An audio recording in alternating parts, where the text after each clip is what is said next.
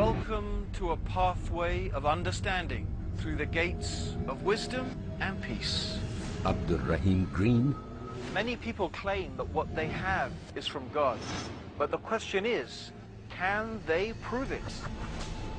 If you are looking for certainty in an uncertain world, or maybe you're just curious, why do Muslims believe what they believe?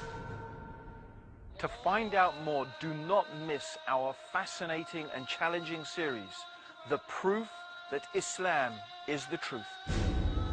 Join Abdul Green in The Proof that Islam is the Truth, next on Peace TV.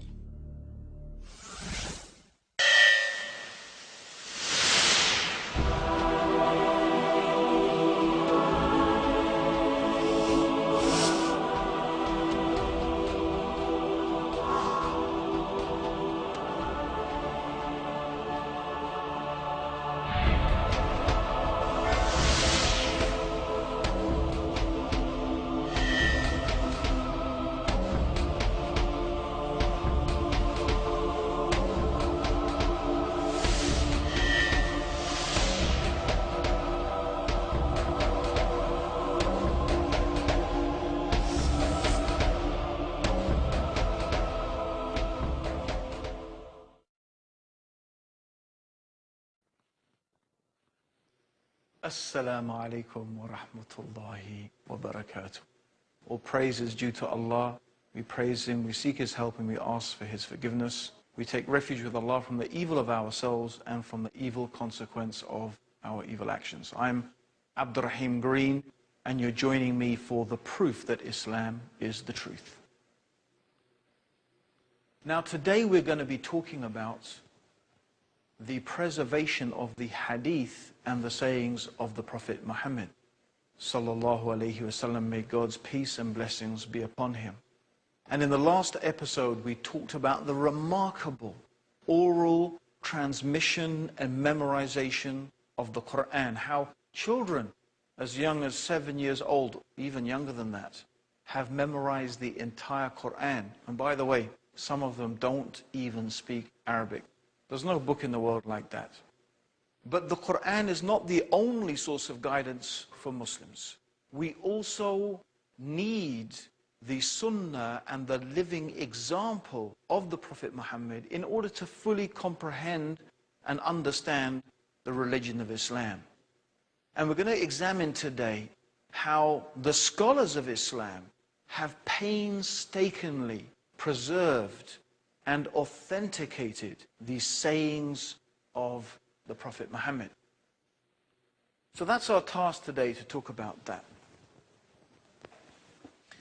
Just to remind ourselves about the ancient times when the Prophet Muhammad sallallahu alaihi wasallam and his companions were living. As Michael Zwelter, he notes that in ancient times when writing was scarcely used, memory and oral transmission was exercised and strengthened to a degree now almost known. It was very common in those days for people to memorize and to transmit the sayings of their ancestors in an oral form, much more so than in a written form. And therefore, the ability to memorize accurately was much more strongly formed than it is today. Many people today don't really fully comprehend because we are not really used to that method of retaining information. And therefore, in terms of memory and training our memory, it tends to be very weak. We prefer to record things on our hard disk, for example, or on bits of paper. But in those days, people tended to memorize things in their minds. Now, first of all, sometimes we find that people have not fully comprehended the importance of the Sunnah of the Prophet. What is this Sunnah of the Prophet? What do we mean by Sunnah? Well, the word Sunnah in Arabic means way. It's the prophetic way. the way that the Prophet Muhammad sallallahu alaihi wasallam, may God's peace and blessings be upon him, the things that he said, the things that he did, and the things that he approved of, all of this is called the Sunnah. And the Sunnah is preserved in what is called the Hadith. Hadith means literally story. The Quran is also referred to as a hadith. In fact, it is the best hadith, the best story, the best narration. But generally in Islamic law, the sayings of the Prophet Muhammad, the Sunnah of the Prophet Muhammad, is recorded in the hadith. So the hadith is the term for those things or those writings in which the actions, the sayings, the approvals of the Prophet sallallahu alaihi wasallam, the Prophet Muhammad, may God's peace and blessings be upon him, were recorded. Now there are numerous books of hadith because, of course, there are so many things that the Prophet Muhammad, may God's peace and blessings be upon him, said, and so many things he did. We have to remember that the message, the messengership and the prophethood of Muhammad, may God's peace and blessings be upon him, lasted a period of 23 years. So that's a lot of stuff. 23 years of what the Prophet did, what he said, what he approved of. So there are, of course, so many narrations, so many hadith of the Prophet Muhammad. And the whole issue of the hadith is compounded by the fact that many people, after the death of the Prophet Muhammad, may God's peace and blessings be upon him, began to fabricate and began to invent lies about the Prophet. And they began to say that the Prophet Muhammad, may God's peace and blessings be upon him, said this, and the Prophet Muhammad said that. You can imagine, every person who sold rice, for example, realized that, well, a good way to sell more rice is by saying, the Prophet said, eat rice. Rice is good for you. So if everyone thinks that rice is good for you and that the Prophet said that, then more and more people are going to buy rice. So also rulers try to justify their actions, sometimes their wrong actions, by invented hadiths and sayings of the Prophet Muhammad. So what developed in the Muslim world, and we're going to talk about that, is a science, a very amazing science, through which and by which we could distinguish what are the true and what are the false sayings of the Prophet Muhammad.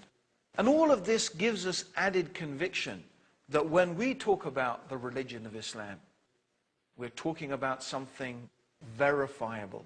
We're talking about something authentic. We're talking about something about which we have a scientific, verifiable process through which and by which we can know what the Prophet Muhammad said and what he didn't say. By the way, people were able to do this with the hadith or the sayings of the Prophet Muhammad in a way that they were never able to do with the Quran. First of all, the Quran was memorized in its entirety by thousands of Muslims from the earliest days of Islam. Also, in terms of its text, as we have already mentioned, it was compiled and collected and collated from the earliest days of Islam. So, if anyone wanted to make a different interpretation of Islam, if any deviant sect or group or ruler or individual wanted to justify something by the Quran, they were never able to invent a new verse or introduce a new ayah or verse of the Quran. It was impossible to do that because the text of the Quran had been established from the very earliest days of Muslim history, and it was agreed upon unanimously by everybody. This was not the case with the hadith or the sayings of the Prophet. And we can say, actually, it is true until today, we still have numerous books of the hadith of the Prophet. And we do not have any single book where all of the authentic hadith of the Prophet have been compiled in one place. We do have a collection of hadith that is rigorously and highly authenticated, and it is considered to be the most authentic textual reference in the religion of Islam after the Quran, and that is known as Sahih al-Bukhari. Sahih means good, sound, authentic. And al-Bukhari is the name of the imam or the scholar who collected these various traditions and sayings of the Prophet Muhammad, may God's peace and blessings be upon him. The next most authentic collection of prophetic traditions after Sahih al-Bukhari is Sahih Muslim. Again, that means the authentic and sound collection, but this time it was a collection that was compiled by Imam Muslim. He was also a very great scholar. The Quran says many times, Ya ayyuhal ladhina amanu atiyu Allah wa atiyu Rasul, which means, O you who believe, obey Allah and obey the Messenger. And we're going to talk a little bit more about that after the break. So don't go away. Join us for the preservation of the sayings of the Prophet in our series, The Proof that Islam is the Truth. Assalamu alaikum.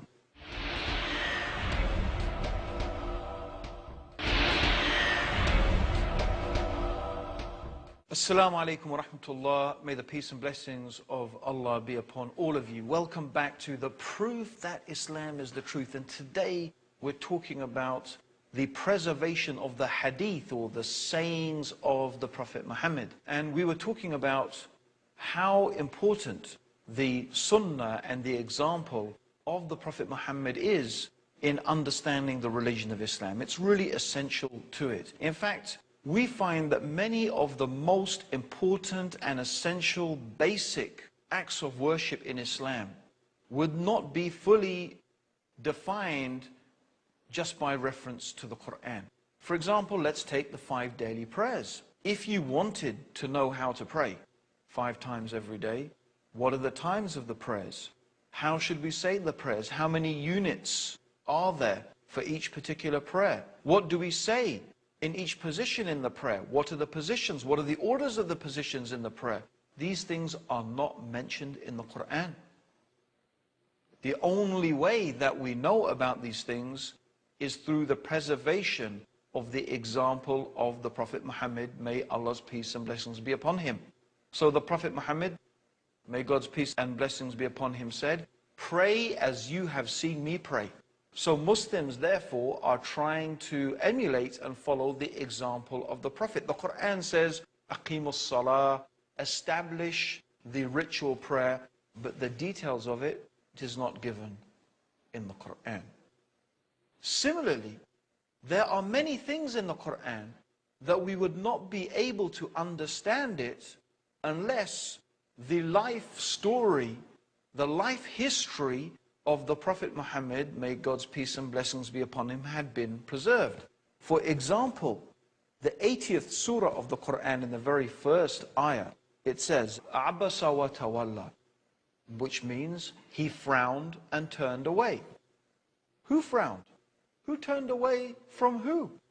What is this talking about?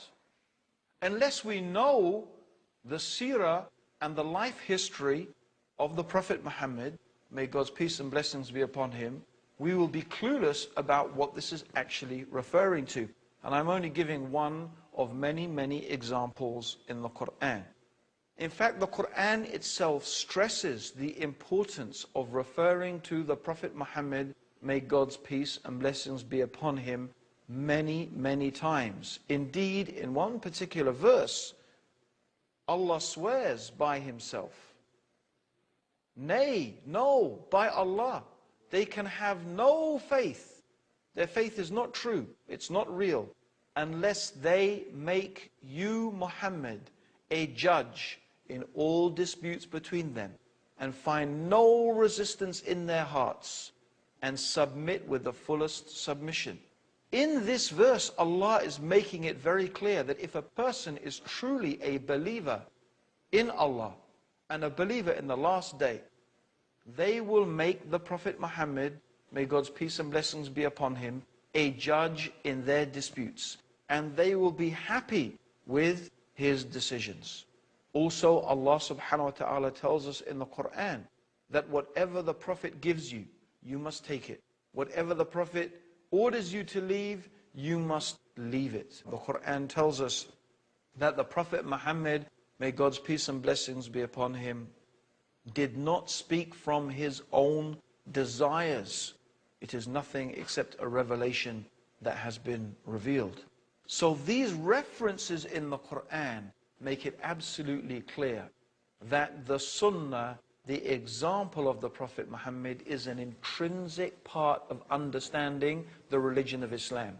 Now let's look at some of the ways in which the Sunnah of the Prophet Muhammad has been preserved. First of all, the Sunnah, or the example of the Prophet, is a very practical thing. Let's remember this. For Muslims, the Prophet Muhammad is the best example of how to be as a human being. In fact, the Quran references that in the 33rd chapter of the Quran, in the 21st ayah. The Quran tells us, the meaning of which is, verily, most certainly, in the messenger of God is a most excellent example for anyone who believes in God and the last day. So the Quran is telling us that in the example, in the life, in the pattern of the Prophet Muhammad, may God's peace and blessings be upon him, is a good example, a way to follow for anyone who believes in God in the last day. So Muslims, of course, they believe in Allah, and they believe in the last day, the day of judgment, the accountability, the hellfire, the paradise. They believe in that. So therefore they will try their best to emulate the example, the manners, the behavior of the blessed Prophet Muhammad sallallahu alayhi wasallam. So the Sunnah, the example of the Prophet, was applied in people's lives. It was not only memorized in the sense that I heard the Prophet say this, I saw the Prophet do that. They themselves applied it practically. For example, the Prophet Muhammad, may God's peace and blessings be upon him, said, if it wasn't a burden, if it wasn't going to be such a difficult thing for my nation, I would have made the use of the toothstick, brushing the teeth, an obligation upon the Muslim nation. And the Prophet himself used to frequently use the toothstick. He used to use it in the morning, in the evening, before he came out of the house, before he prayed. And his companions practically followed that example. And that practical example was followed by their children. And that was followed by their children. And so they would say, well, we saw the Prophet Muhammad do this, and we saw the Prophet Muhammad sallallahu alayhi wasallam do this, and this is what he told us to do. So it is not, remember, it is not merely memorizing some academic thing. It's an actual practical application in one's everyday life. So this is one of the ways in which the Sunnah of the Prophet was preserved. And just in reference to this, I remember that my dad always taught me a saying. My dad, Gavin Green, he taught me a saying that his dad taught him, and probably his dad taught him. And that was a little phrase he uses, R-A-U. R-A-U is an acronym for return after use. Meaning when you have used something, make sure you put it back where you found it in the first place. Return after use.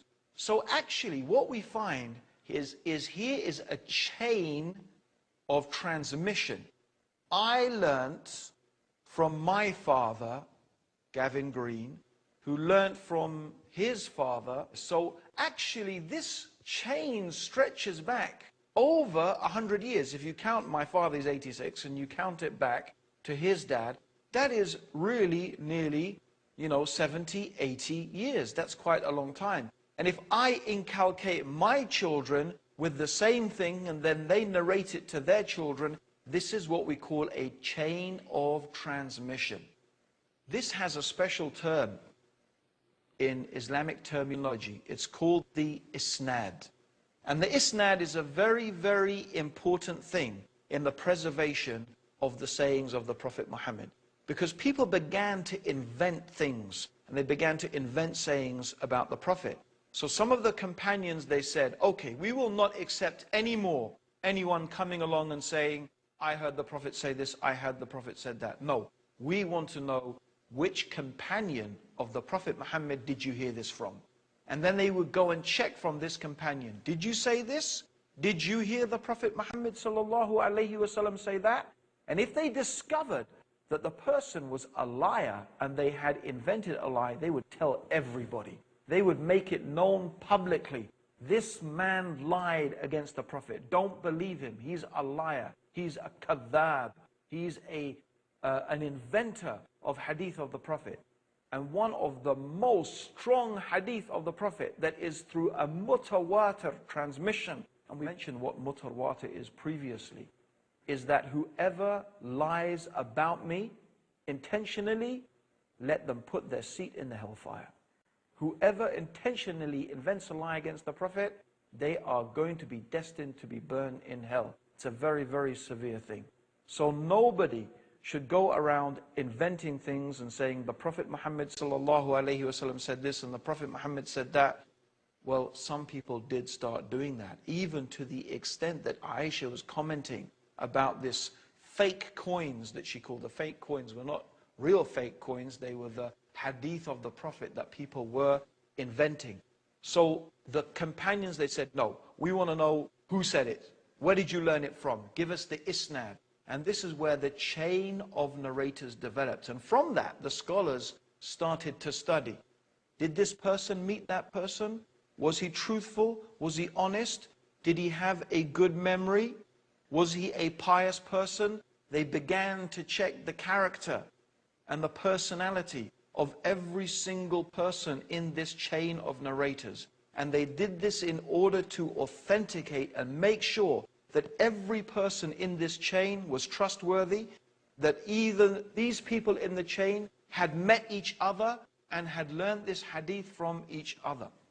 And they did all of this to ensure that there was a process in place through which and by which we could determine who and what were the things that the Prophet Muhammad, may God's peace and blessings be upon him, what did he really say, and what are the things that we have some doubts about whether he said it or not, and what things that, have been invented and lies attributed to the Prophet Muhammad sallallahu alaihi wasallam.